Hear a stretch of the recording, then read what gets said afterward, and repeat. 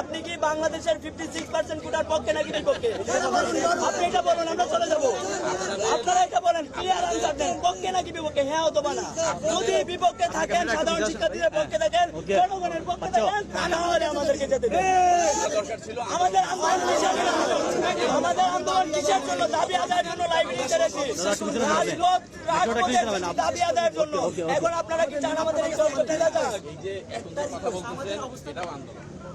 আমাদের দাবি আদায় না হওয়া পর্যন্ত আমরা রাজপথ ছাড়বো না। আমাদের দাবি আদায় না হওয়া পর্যন্ত রাজপথ ছাড়বো না। আমরা মিডিয়া কভারেজ জন্য এসেছি, আমরা বাঁচার জন্য এসেছি, আমরা পেটের জন্য এসেছি। মিডিয়ায় গেলে তো আমরা আপনাকে একটা কোয়েশ্চেন আমি করেছি, আপনি কি 56% কোটার পক্ষে নাকি বিপক্ষে? না না,